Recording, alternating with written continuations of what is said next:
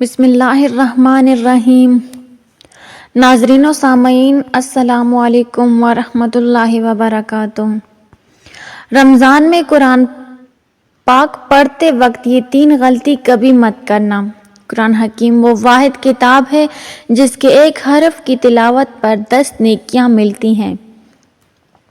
حضرت عبداللہ بن مسعود رضی اللہ تعالیٰ عنہ روایت کرتے ہیں، جس نے کتاب اللہ کا ایک حرف پڑھا اس کے لیے اس کی عوض 1 نیکی ہے اور 1 نیکی کا ثواب 10 گنا ہوتا ہے۔ میں نہیں کہتا الف لام میم ایک حرف ہے، بلکہ الف ایک حرف، لام ایک حرف اور میم ایک حرف ہے۔ تلاوت قرآن افضل ترین عبادات میں سے ہے۔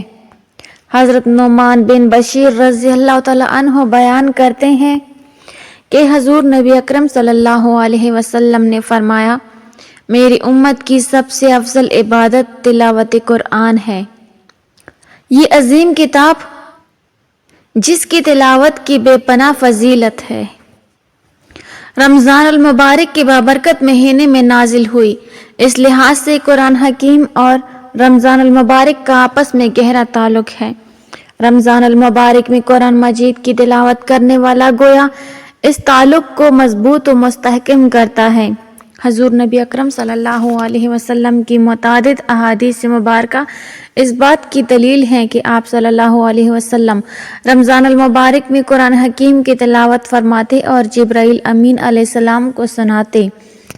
حضرت عبداللہ بن عباس رضی اللہ تعالیٰ عنہ سے مروی ہے، حضرت جبرائیل امین رمضان کی ہر رات میں آپ صلی اللہ علیہ وسلم سے ملاقات کرتے اور آپ صلی اللہ علیہ وسلم کے ساتھ قرآن کا دور کرتے۔ مزید برآں روز قیامت تلاوت قرآن کا اہتمام کرنے والوں اور اس کے معنی سمجھنے والوں کی شفاعت خود قرآن حکیم فرمائے گا۔ حضرت عبداللہ بن عمر رضی اللہ تعالیٰ عنہ بیان کرتے ہیں کہ حضور نبی اکرم صلی اللہ علیہ وسلم نے فرمایا، قیامت کے دن روزہ اور قرآن دونوں بندے کے لیے شفاعت کریں گے۔ روزہ کہے گا، اے میرے رب، میں نے اس شخص کو دن کے وقت کھانے پینے اور دوسری نفسانی خواہشات سے روکے رکھا، پس تو اس شخص کے متعلق میری شفاعت قبول فرما۔ قرآن کہے گا، اے میرے رب، میں نے اس شخص کو رات کے وقت جگائے رکھا، پس اس کے متعلق میری شفاعت قبول فرما۔ آپ صلی اللہ علیہ وسلم نے فرمایا، ان دونوں کی شفاعت قبول کی جائے گی۔ ناظرین، رمضان المبارک کا مہینہ چل رہا ہے۔ رمضان میں قرآن مجید پڑھنے کا شوق ہمارے اندر بہت زیادہ ہو جاتا ہے۔ جیسے ہی رمضان کا مہینہ آتا ہے اور ہم لوگ یہ چاہتے ہیں کہ ہم زیادہ سے زیادہ قرآن پاک پڑھیں۔ روزے کے بعد جو سب سے اہم عبادت ہے رمضان کے مہینے کی، وہ ہے قرآن مجید کی تلاوت۔ لیکن قرآن مجید کی تلاوت کرتے ہوئے کچھ باتوں کا خیال رکھنا بہت ضروری ہے۔ کہیں ایسا نہ ہو کہ ہم قرآن مجید زیادہ پڑھنے کے چکر میں وہ غلطیاں کر بیٹھیں جس سے ہمیں ثواب تو بہت دور کی بات ہے کہ قرآن پڑھنا ہمارے لیے وبال بن جائے۔ جب ہم زیادہ سے زیادہ قرآن پاک پڑھتے ہیں تو اس زیادہ کے چکر میں ہم قرآن مجید کو اچھے انداز میں نہیں پڑھ رہے ہوتے۔ ہم قرآن مجید کو جلدی جلدی پڑھ رہے ہوتے ہیں کہ پڑھتے ہوئے قرآن مجید کے الفاظ کٹ جاتے ہیں، تو پھر یہ طریقہ مناسب نہیں ہے۔ قرآن مجید آپ پڑھیں تو اس بات کا بہت خیال رکھیں کہ قرآن مجید کے جو الفاظ ہیں وہ بالکل صاف نکل رہے ہوں، کیونکہ جلدی میں اگر زبر زیر کی بھی غلطی ہو جائے تو وہ آیت بگڑ جائے گی اور اس کا ترجمہ بالکل بدل جاتا ہے۔ تو قرآن مجید پڑھنے میں اس بات کا بڑا خیال رکھیں۔ بعض لوگ بڑے فخر سے بتاتے ہیں، میں تو 10 منٹ میں پارہ پڑھ لیتا ہوں۔ ایسا ہرگز نہ کریں، کیونکہ اگر آپ کی ان غلطیوں کی وجہ سے قرآن پاک کا ترجمہ بدل جائے تو آپ بہت بڑے گناہ کے مرتکب ہوں گے اور سزا بھی کڑی سے کڑی ہوگی۔ اس کا بہت خیال رکھنا چاہیے، کیونکہ اللہ تعالیٰ قرآن مجید پڑھنے والے کی صفات دیکھتا ہے، اس کی مقدار ہرگز نہیں دیکھتا ہے۔ حدیث میں آتا ہے کہ جو شخص قرآن مجید کو پڑھ رہا ہو لیکن زبان اس کی ساتھ نہیں دے رہی ہو، لیکن وہ پڑھنے کی کوشش کر رہا ہے، اٹک رہا ہے، اللہ کے نبی صلی اللہ علیہ وسلم نے ارشاد فرمایا کہ اس اٹکنے والے کو 2 گنا اجر ملتا ہے، جیسے کہ ارشاد ہے، اور اے حبیب قرآن کو وقوف اعراب تمام کیفیات مفہوم و معنی کے ساتھ خوب ٹہر ٹہر کر پڑھا کرو، ہم عنقریب آپ پر ایک باری فرمان نازل کریں گے۔ قرآن مجید کو صاف آواز میں پڑھنا چاہیے۔ اکثر لوگ قرآن تو پڑھتے ہیں لیکن ہونٹ نہیں ہلتے کہ قرآن مجید کو آپ دل ہی دل میں پڑھ رہے ہوں، لیکن وہ قرآن مجید کی تلاوت نہیں کہلائے گی۔ اس لیے آپ اگر قرآن مجید پڑھ رہے ہوں، چاہے آہستہ پڑھو چاہے زور سے پڑھو، لفظوں کی ادائیگی آپ کی زبان سے ہونا ضروری ہے، جیسے کہ قرآن پاک میں ارشاد ہے، اور قرآن کو ہم نے جدا جدا کر کے اتارا تاکہ آپ اسے لوگوں پر ٹہر ٹہر کر پڑھیں، اور ہم نے اسے رفتہ رفتہ حالات اور مصالح کے مطابق تدریجاً اتارا ہے۔ بظاہر قرآن پاک کھلا ہوا ہے اور آپ کے نہ تو ہونٹ چل رہے ہیں نہ زبان چل رہی ہے، تو دیکھنے میں ایسا لگے گا کہ لفظوں کی مکمل ادائیگی نہیں ہو رہی ہے۔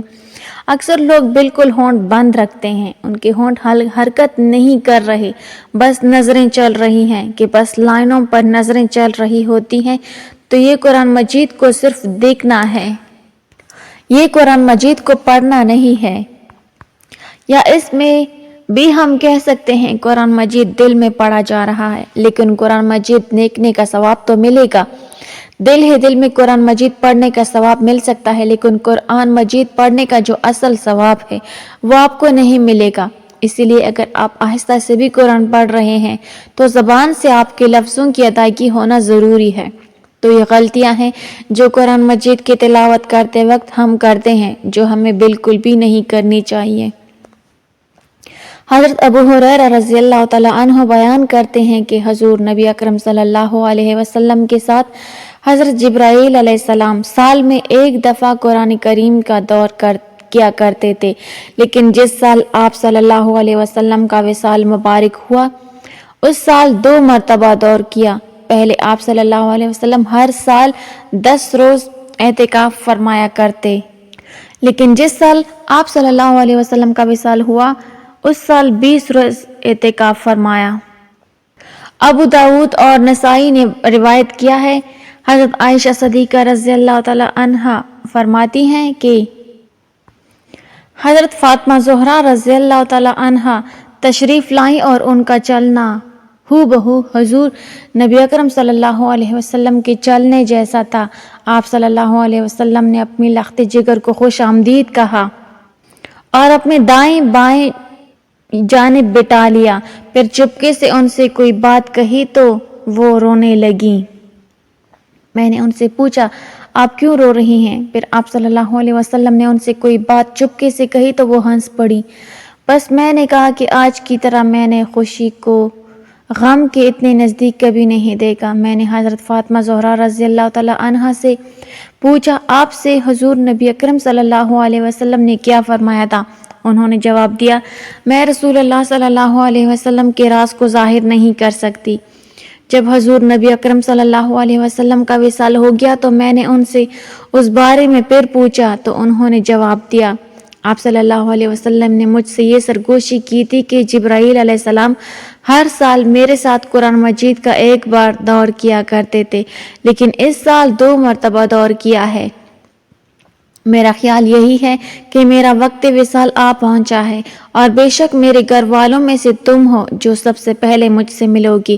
اس بات نے مجھے رلا دیا۔ پھر آپ صلی اللہ علیہ وسلم نے فرمایا کیا تم اس بات پر راضی نہیں کہ تم تمام جنتی عورتوں کی سردار ہو یا تمام مسلمان عورتوں کی سردار ہو؟ تو اس بات پر میں ہنس پڑی۔ یہ حدیث متفق علیہ ہے۔ حضرت ابو ہریرہ رضی اللہ تعالیٰ عنہ سے روایت ہے کہ حضور نبی اکرم صلی اللہ علیہ وسلم نے فرمایا حسد رشک تو بس 2 آدمیوں سے ہی کرنا جائز ہے۔ پہلا وہ شخص جسے اللہ تعالیٰ نے قرآن پڑھنا اور سمجھنا سکھایا تو وہ رات اور دن کے اوقات میں یعنی صبح و شام کثرت سے اس کی تلاوت کرتا ہے۔ اس کا پڑوسی اسے قرآن پڑھتے ہوئے سنتا ہے تو کہہ اٹھتا ہے کہ کاش مجھے بھی اس کی مثل قرآن عطا کیا جاتا تو میں بھی اسی طرح عمل کرتا جس طرح یہ کرتا ہے۔ اور دوسرا وہ شخص جسے اللہ تعالیٰ نے مال بخشا ہے اور وہ اسے اللہ تعالیٰ کی راہ میں صرف کرتا ہے، دوسرا شخص اسے دیکھ کر کہتا ہے کاش مجھے بھی اتنا مال ملتا جتنا اسے ملا ہے تو میں بھی اسی طرح عمل کرتا جس طرح یہ کرتا ہے۔